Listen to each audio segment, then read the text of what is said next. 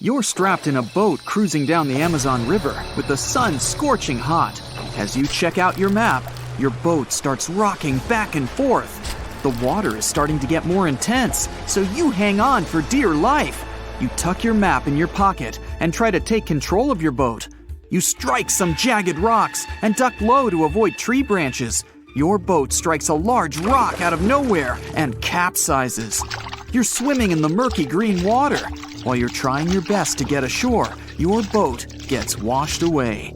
Underneath the water lies a whole new world of bizarre and dangerous animals. Candiru fish are snake-like creatures that can grow up to 16 inches long. Arapimus can weigh more than an adult male and are taller than most basketball players. They're the biggest freshwater fish in South America. They have a hybrid gill system that forces them to pop up to the surface every 5 to 15 minutes to breathe in oxygen for their large swim bladder. You swim out of the raging water and dry yourself off. Oh no, your map is completely soaked. There's no way you can get to your destination without it. You venture into the thick rainforest, shoving the branches and leaves away. As you get deeper, you notice something on a tree. It's barely moving, but it's got sharp claws and a raggedy coat. It stretches its arm to another branch and tries to pull itself up, ever so slowly. Sloths sleep more than half their days and only head down from trees once a week. They're so motionless, they sometimes grow algae and moss on their fur. The rainforest gets denser with each step until there's barely any sunlight illuminating the path in front of you. You notice a figure following you. With every branch you step on, you can hear a faint sound right next to you creeping around. You start walking a bit faster, and the sound catches up with you. You make it out of the dense part and tread along a narrow path until you reach a cliff. You can't walk normally here, so you pin against the wall and walk sideways to cross the hills. You slowly move across with the river 30 feet below you. You move your right foot, and some rocks fall into the river. You keep going and misstep. You're about to fall, but you hold on to a large tree branch and pull yourself up. You notice a couple of colorful poison frogs inches away from your fingers. Touching any of these frogs can be extremely dangerous and harmful, despite their amazing color patterns. The golden poison frog is one of the most poisonous animals in the world. One of them hops right next to you, so you let go of the branch and fall back in the river. The river is washing you down until you reach a calm current. Underneath you is a swarm of piranhas swimming with their sharp teeth. The red color on their skin is unmistakable, so you swim off like an Olympic athlete. Piranhas will eat anything that gets in their way, no matter the size. You grip onto a log and climb up a small rock to catch your breath. There's a huge electric eel underneath the rock. Despite their name, they're more related to catfish than eels. They use their powerful 600 volts of electricity to defend themselves and catch food. You're stuck, unless you're like the common basilisk that can run on the water like a jet ski. These incredible lizards have special webbing on their toes and can run the distance of a basketball court. You hop on a bunch of rocks until you reach the land. You continue walking along the riverbank until you come across a moving rock. You rub your eyes and see it moving again. It's a dinosaur-looking turtle that resembles a crocodile with armor. The mata mata is a freshwater turtle that disguises itself with its surroundings to catch prey. Their heads stretch longer than their bodies. You shimmy your way past it and continue. You head back into the rainforest and find a spot to rest. Wait, there are giant ants everywhere. They're the biggest ants in the world and can produce one of the most painful stings out there, even comparable to a wasp's sting. You immediately get up and find another place to rest. As you continue walking along, you notice the same feeling of something following you. You can hear some leaves rustling, but it's getting dark and there's no way of telling. You find a nice little spot to build a campfire and catch some Z's. But in the Amazon, everything is a threat. Except for those cute capybaras wandering around. They live in groups next to water sources. They're also the biggest rodents in the world. You don't need to worry about them if you're stuck in the middle of the Amazon rainforest. Suddenly, you feel something slithering up next to you. You look down and see a massive green anaconda just about to constrict you. They are the heaviest snakes in the world and can grow up to 20 feet long and have a huge appetite. You get up and sprint your way out of there. All right, you found a decent cave to crash in. It's daytime again, and you're still alive. You continue walking along the rainforest. You were able to find some breakfast to boost your energy for the rest of the day. You spot something on a tree that looks like a branch, but it's actually a potu, a master of disguise that can spend days motionless on broken tree branches. These bizarre birds use those branches as their permanent home, where they lay their eggs and chill all day. You continue your way through the rainforest and see a Brazilian wandering spider crawling on a tree branch right in front of you. 8 of these species can be found in the Amazon area. They are some of the most aggressive and venomous spiders out there. So, you make a big detour and walk away from it. You feel someone walking next to you again, but you still can't figure out what it is. You see a steep cliff with a waterfall hitting a large lake ahead of you. Looks peaceful, until you see a team of black caimans gathering around the shore. They're the biggest predators in the whole Amazon ecosystem and feed on anything that moves. It's a good thing you're on high ground, otherwise, whoa! You slip and fall down the river, right on the deep end. So far, no caimans spotted you. You swim underwater and try to get to the opposite end of where the reptiles are. As you climb out and dry yourself off, you notice some large black spots on you. You try pulling them off, but they've latched on pretty hard. The Amazon giant leech finds its target by tracking movement and shadow. Once they attach themselves to the skin, it's extremely difficult to extract them. The best way to do so is to slide your finger next to its mouth and pull it off slowly. Ugh. You manage to get them off your body and see that the caimans are swimming towards you. You're pinned to the wall with the lake of hungry reptiles approaching. Suddenly, a pink dolphin jumps out of the water and splashes all over them. They can grow larger than humans and are the celebrities of the Amazon. Scientists think they get their color from the blood capillaries on their skin.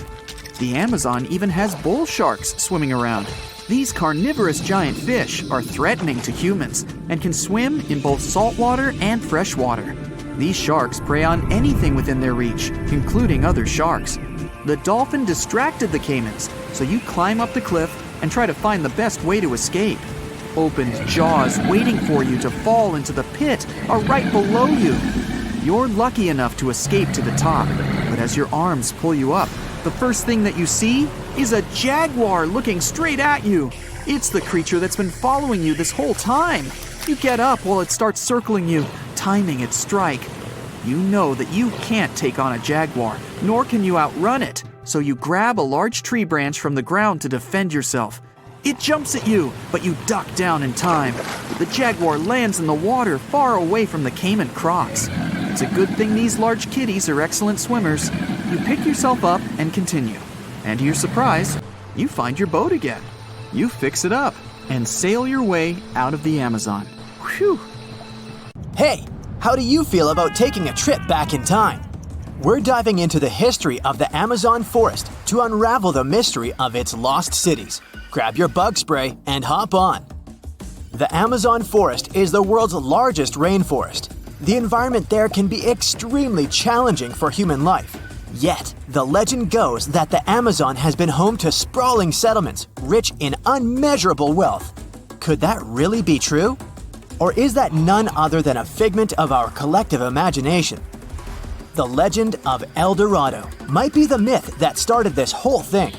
As European explorers began their excavations in American lands back in the 1500s, word got out of an Amazonian civilization that used to paint their leader in gold as an offering to higher powers. The legend of El Hombre Dorado, aka the Golden Man, began to quickly spread around Europe.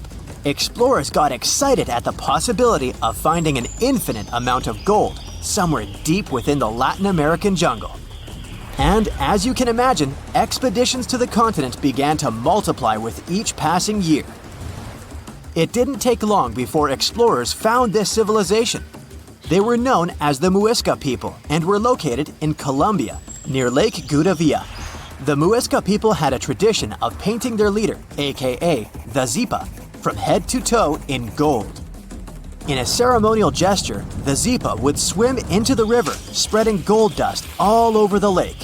For the Muisca, this was their way of acknowledging and thanking the higher powers of the universe they believed in. When European explorers heard and witnessed this practice, they were amazed. For them, gold was used solely for commercial purposes as their main currency for trade. This made them think that the Muisca people must have stacks and stacks of gold hidden somewhere in the jungle for them to use it so abundantly. Well, that's how the legend of El Dorado was born.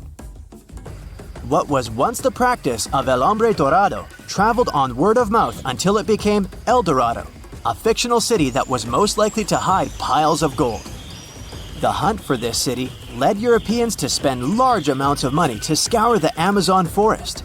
Unfortunately, all of their expeditions came back empty-handed. That is, if they ever came back at all. Now, jump to the beginning of the 1900s. In England, the Royal Geographic Society, a prestigious British institution, was looking for somebody willing to travel down to Latin America to trace the border between Brazil and Bolivia. More specifically, the part of the border that is nestled deep within the Amazon rainforest. One Sir Percy Fawcett was a Latin American aficionado, and he gladly volunteered to do the job. Oh, it's important to note that the Amazon forest is virtually the size of the continental USA. It sprawls across 8 countries, including Brazil, Peru, and Bolivia. And trust me, getting around is no easy feat. The jungle is covered in dense vegetation, and in addition to that, it's home to insane predators such as anaconda snakes, panthers, crocodiles, piranhas, and so on. But despite all that, Fawcett was very successful in his mapping adventure and seemed to be wanting to come back more. Back in England, Fawcett would scour diaries from other explorers hoping to learn more about the ancient Amazonian civilizations. He would read about the Incas and the Mayans and the great empires they built. He believed that if the Incas were capable of building empires that stretched over 2 million square miles, this could mean that other Amazonian civilizations could have thrived there too. During his research, Fawcett came across a report from a 16th century explorer. The report told of a city deep within the Amazon forest that held unimaginable quantities of minerals, a town that stretched for 15 miles without any space from a house to house. This report fueled Fawcett's imagination to a new extreme. From then on, he became obsessed with finding what he called the lost city of Z. Over years, Fawcett searched the Amazon forest, usually looking for stone ruins that could possibly indicate human settlements. On his later expeditions, he focused on exploring the state of Mato Grosso in central Brazil. He would travel from Europe and into the lower region of the Xingu River. The trip to the Xingu would take him around 14 days on foot. Then, he would set sail in small wooden boats accompanied by local indigenous leaders that knew the region better than anyone. How he communicated with the indigenous population is still a mystery, since they only spoke in local dialects. Some scientists believe that this could have been the real reason why he never found the city. They believed he wasn't able to communicate what exactly he was looking for. And this was not his greatest difficulty. As we've said before, Amazon is not a kind place for its visitors. In his diaries, Fawcett tells of encounters with a 60-foot-long anaconda, which he bravely survived. He writes of endless sleepless nights and waking up with his hands and feet swollen from mosquito bites.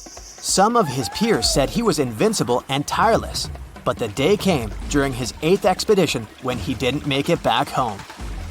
Fawcett disappeared without leaving any trace behind.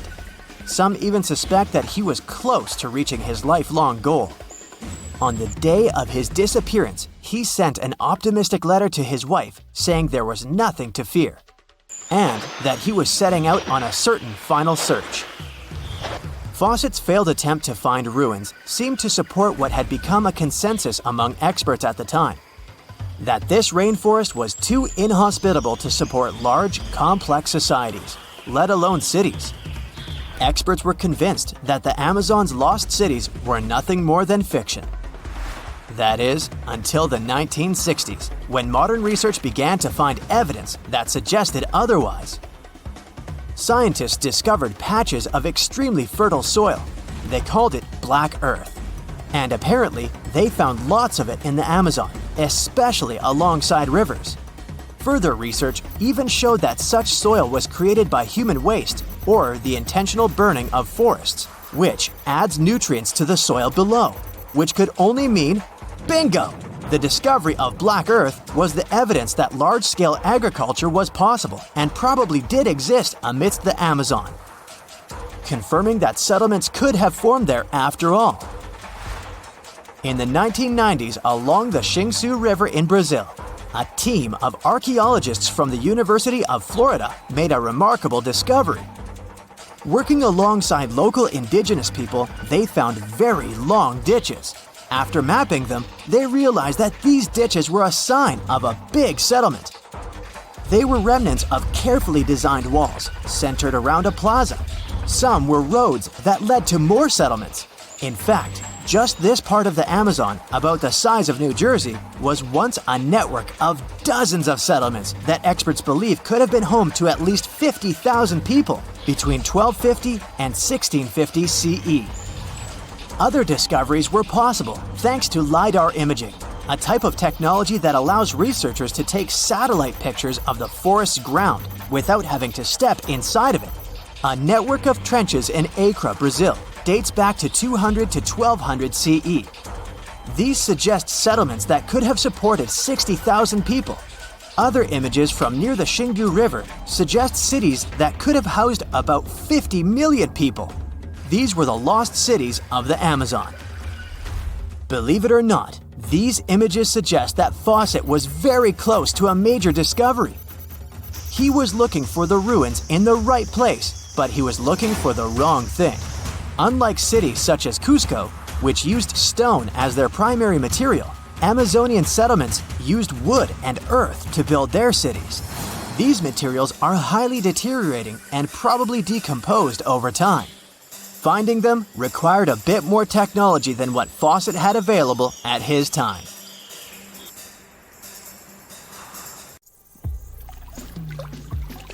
Now, of course you know that the Amazon River is famous for its piranhas, bull sharks, and other creatures you don't want to meet. But there are even more dangerous rivers in the world. The deepest of them, the Congo, goes so far down in some sections that even light can't reach there. It's the only major river that crosses the equator twice and carries enough water to fill more than 13 Olympic-sized swimming pools into the Atlantic Ocean every second. Wow! Even the most experienced boaters have trouble passing through all of the river's strong currents, rapids in its upper part, and waterfalls and gorges in the lower section. The Congo currents are so fast and powerful that they even divide animals like mountains and oceans do. There are new species of fish evolving separately on the two banks as they can't reach the other side and breed with each other. One of the most dangerous types of fish living here is the Goliath tigerfish. These monsters, that grow up to 5 feet and travel at the speed of 25 miles per hour, are relatives of piranhas. Their mouths are full of vicious, razor-sharp teeth. Their females lay hundreds of thousands of eggs, and the offspring are predators from birth. You have a good reason to fear the Goliath tigerfish, as they're the only freshwater fish in Africa that have attacked crocodiles and even humans. Okay, not swimming there. There are dense jungles and more hungry wildlife, including snakes and some aggressive hippos, all along the river. Still, it's used as a water highway in Central Africa, so barges traveling on it for weeks are often crowded with up to 2,000 people and capsize every now and then. And if you believe the local folklore, there's one more thing to be afraid of: the one who stops the flow of the rivers, a dinosaur-like beast that is said to live in the Congo River basin. There have been over 100 sightings over the last century, but no one can provide solid evidence the beast is real. At the turn of the 21st century, there was a series of terrible, mysterious stories on the Kali River in Asia. Something described as a mud-colored water pig would drag swimmers underwater in front of terrified eyewitnesses. British biologist Jeremy Wade stepped up to crack the case. He noticed that all the scary incidents were happening in one specific spot, stretching about 4 miles. Villagers told him this creature was growing big and bad from all the food it got. Wade examined the water with a depth sounder and thought it could have been a whirlpool. Then the monster dragged a domestic water buffalo into the water. The buffaloes are big and heavy, so the creature that attacked it would have to be super strong. Saltwater crocodiles don't go so far inland, and the most common local species of crocodiles don't live in cold waters. There were no bull sharks in the area either. Finally, Wade spotted several goonch catfish underwater. Some of them were human-sized. They couldn't capture these monsters with a regular fishing rod, but a special ceremonial construction did the job. The largest fish was 6 feet 7 inches long and 3 times the weight of an average gaunch. It was large enough to take down a human or a large animal, but Wade mentioned there could be even bigger ones living in the Kali River. The Orinoco River in South America is dangerous to navigate because of some crazy curves and strong underwater currents. It's easy to get lost here, even if you have your GPS on. There are sudden waterfalls all along, and you must be prepared to handle those to survive. The river is the only home to a rare Orinoco crocodile and has some pretty scary-looking vampire fish swimming around.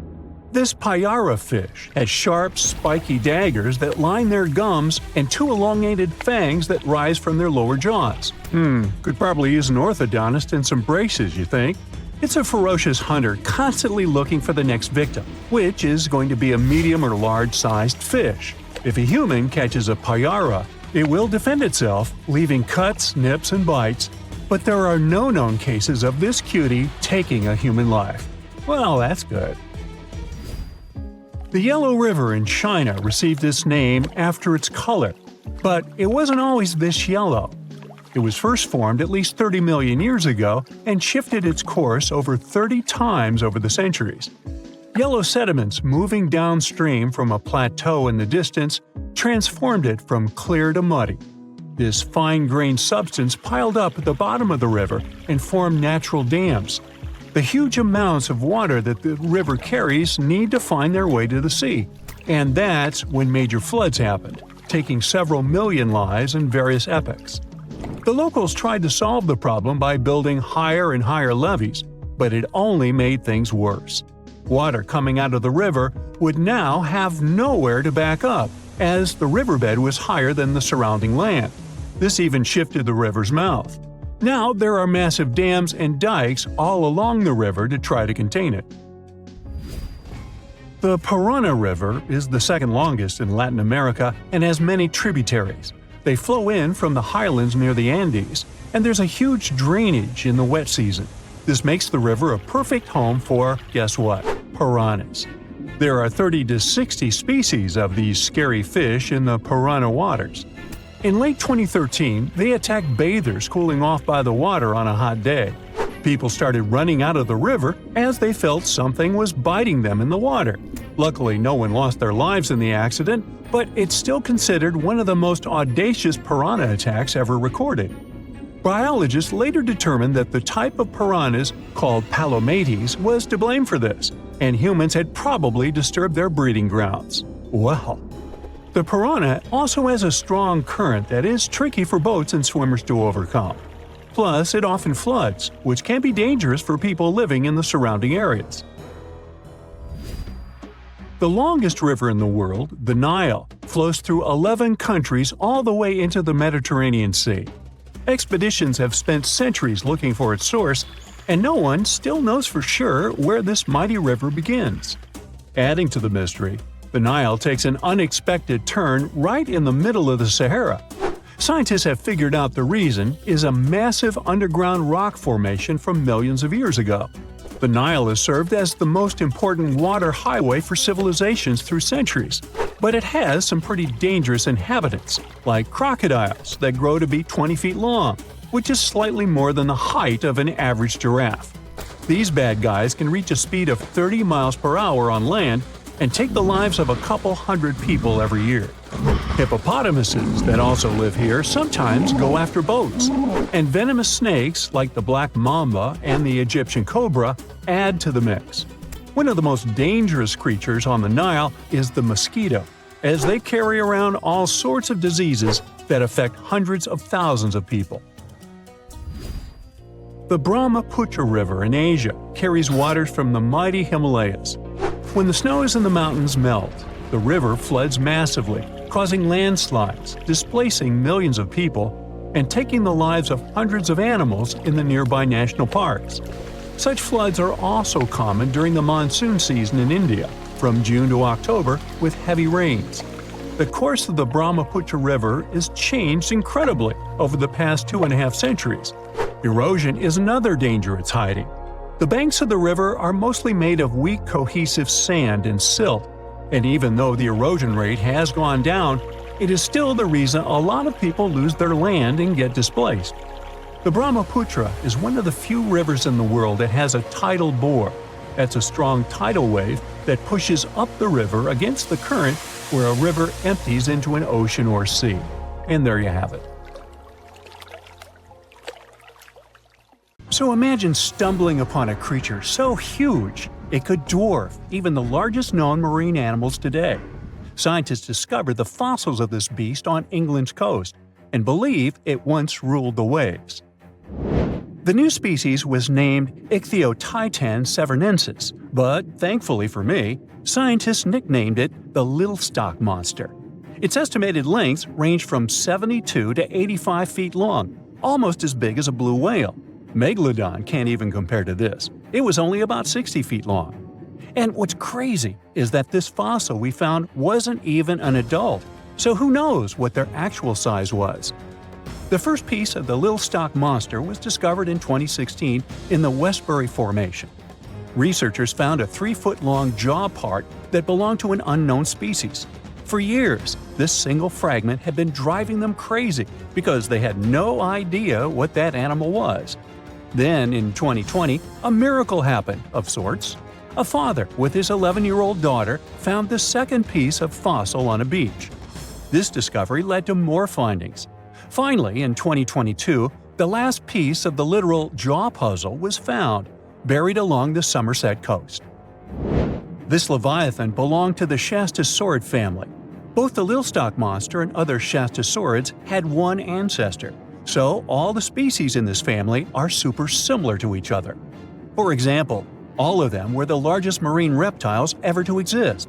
Although our Little Stock Monster is much larger, most Shastasaurids could grow up to only 69 feet long, and it's possible that the Little Stock Monster, when fully grown, would reach up to 100 feet or even more.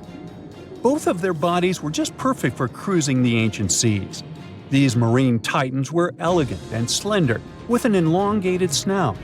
Other marine animals at the time were smaller and looked more like dolphins. Shastasaurids had long paddle-like limbs adapted for efficient swimming.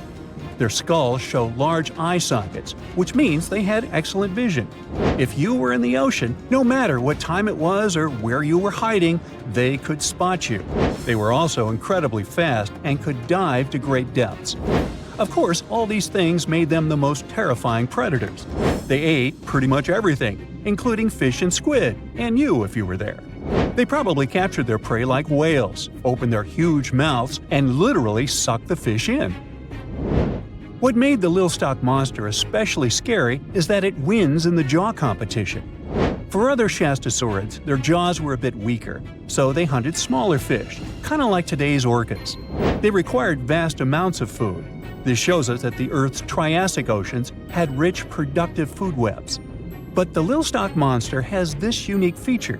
It could open its jaw almost 90 degrees upwards. It also had tons of powerful muscles around. Its jaws were horrifyingly strong. So while others were hunting some squids, the Little Stock Monster probably hunted large fish and even other marine reptiles. Fossils of Shastasaurids have been found everywhere in the world, from North America to Asia. This means that these creatures dominated and terrorized the oceans for millions of years, although even they weren't completely safe from scavengers. And that's exactly why we struggle to find these fossils now. Scavengers didn't leave any remnants of them. So, while we have some fossils of this marine family, they mostly remain a mystery for us. They lived in the oceans about 200 million years ago, in the late Triassic period. The Earth looked completely different back then. All continents were united in one Pangaea, a huge landmass. Some parts of this supercontinent were covered with lush conifer forests, while others were dry deserts and open prairies. It was before the famous Jurassic period, but there were already first pterosaurs and amphibians. It seems like those monsters were crazy resilient.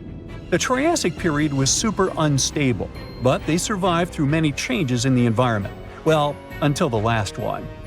The Triassic extinction came out of nowhere. It was one of the Earth's big 5 extinction events. It wiped out almost all species on the planet, including these leviathans. It's still not clear what happened exactly, but it looks like there was a huge tectonic activity. Volcanoes in the oceans were going crazy back then. These massive volcanic eruptions have probably altered the climate and ocean chemistry, leading to the extinction of many species.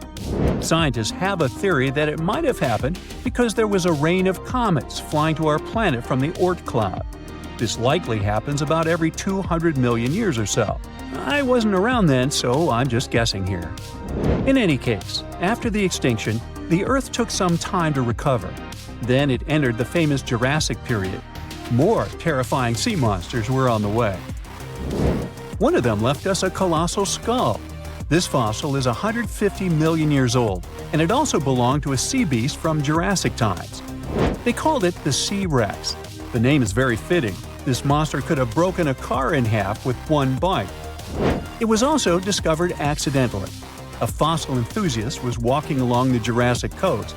This place is famous for having tons of ancient fossils, all because of the erosion in stormy weather. Typically, people find small spiral fossils here. However, this time, he discovered a giant sea monster fossil. Excited, he contacted scientists. They arrived at the spot right away and then had to carefully climb down a cliff to search for the rest of the skull. This fragment alone is 6.5 feet long. Turns out, it's a newly discovered species of pliosaurs, giant predators of the ancient seas.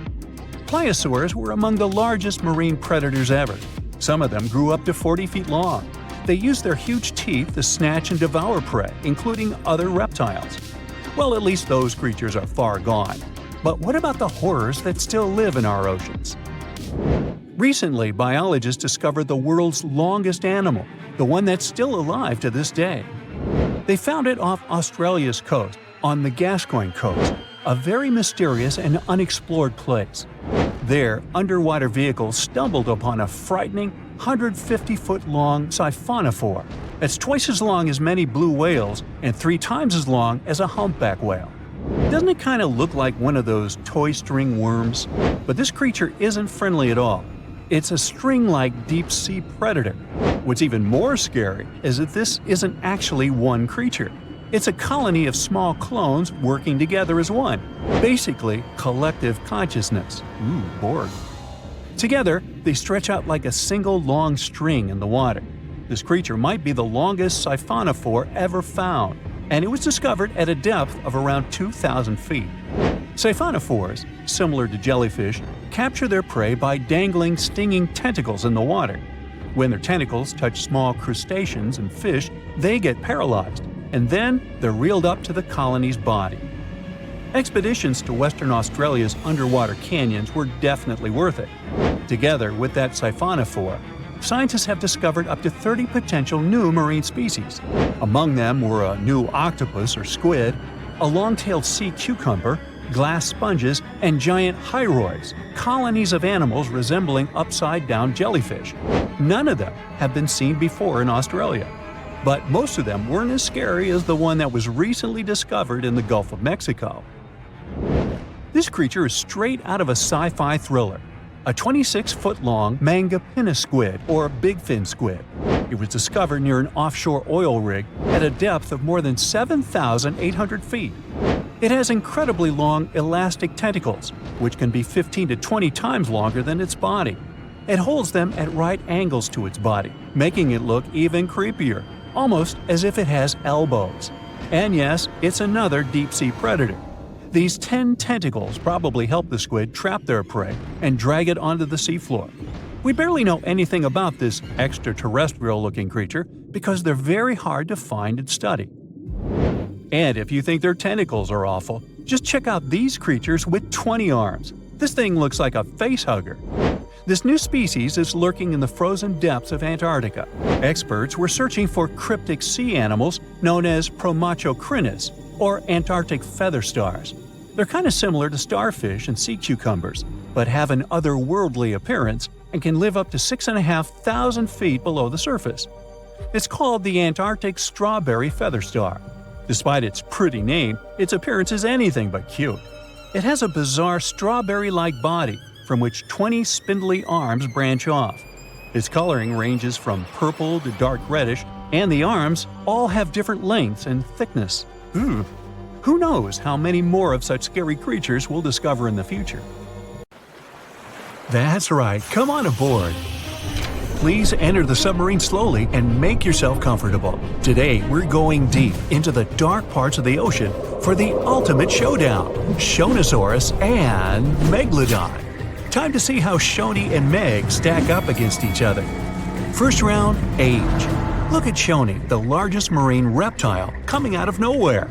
This marine reptile looks a bit tired since it traveled all night and got here all the way from the late Triassic period, about 215 million years ago.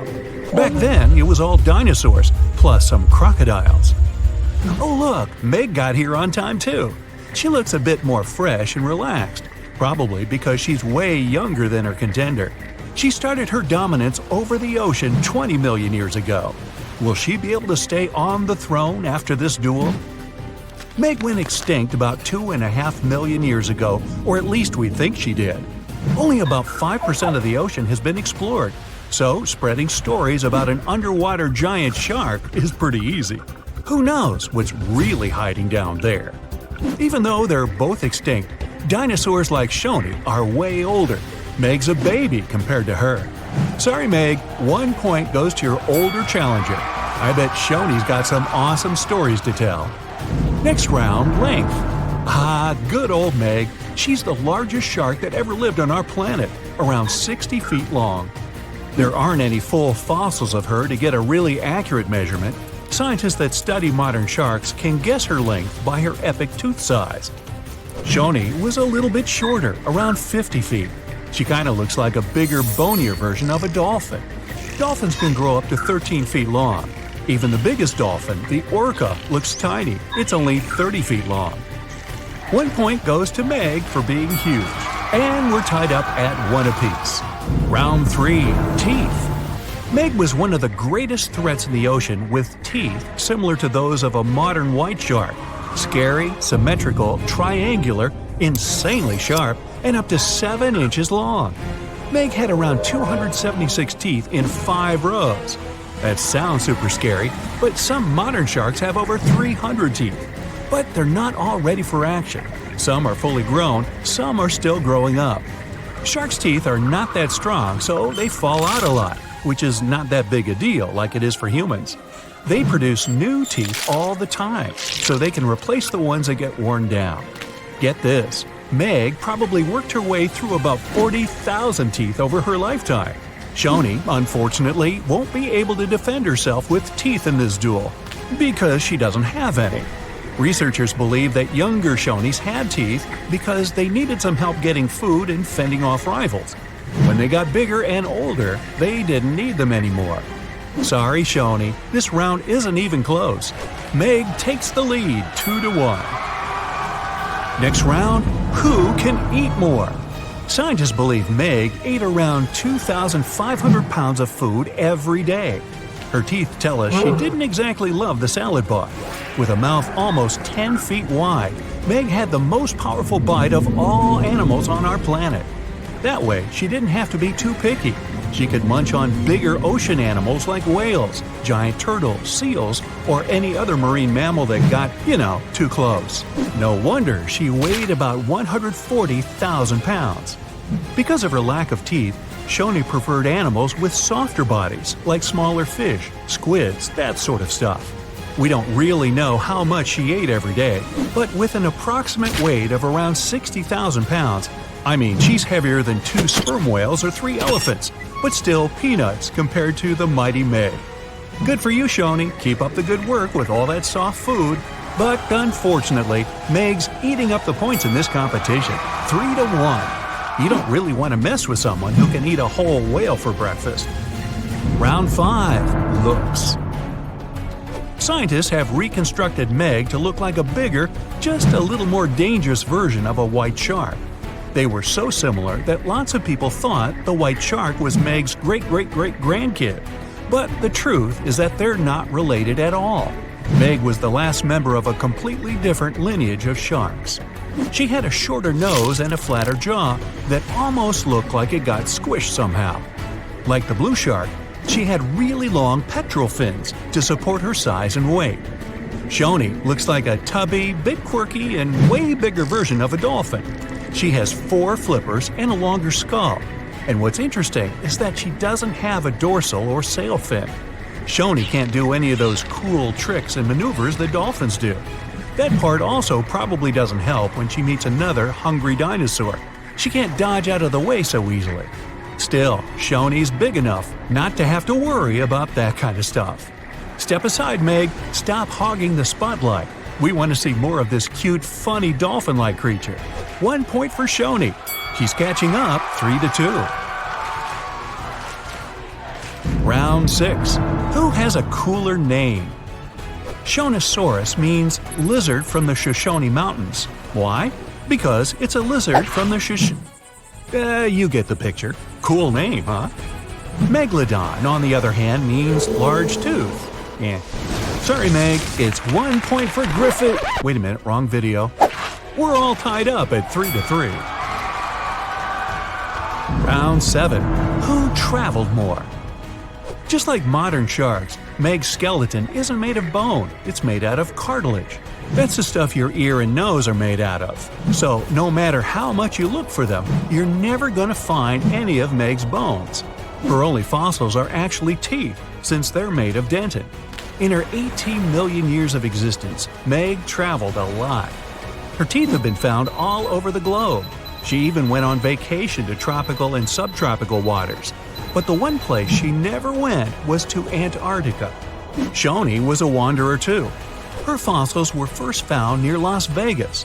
No, it's not what you think. She really wasn't all about the parties and shows. Vegas was all underwater back then. She too took long trips along the coast, visited different countries, enjoyed fancy seafood buffets all over the world. Pretty good life overall. Let's give Meg this one for making it to almost every continent. She leads 4-3. Round 8. Who was more popular? Seeing Shoni swim by could easily scare away other sea creatures. She's pretty big after all. But pretty soon, they'd see that this reptile wasn't that dangerous. Okay, squid, small fish, they weren't big fans. But medium-sized water creatures soon figured out they were too big for her, so they could be friends. Except for, the Kraken, a colossal squid and legendary sea monster with extremely powerful tentacles. The story goes that the Kraken had something to do with the disappearance of some members of Shoni's family. So let's just say they're not exactly BFFs. Meg, introvert, loner. She comes to the party and stays in the corner, not talking to anyone. And there weren't exactly a lot of animals lining up to ask her to dance. It'd probably be their last. When you're that high up in the food chain, you're never going to be too popular. Shoni makes a comeback with the popularity round, and it's all tied up at 4. Well, that means both of our contestants are going to share the... Wait, Meg looks furious. You can see her gritting her teeth, getting ready to finish this contest once and for all. Shoni smiles peacefully. She's not used to big animals going after her, so she doesn't think Meg would actually do anything crazy, as long as the submarine doesn't get too close.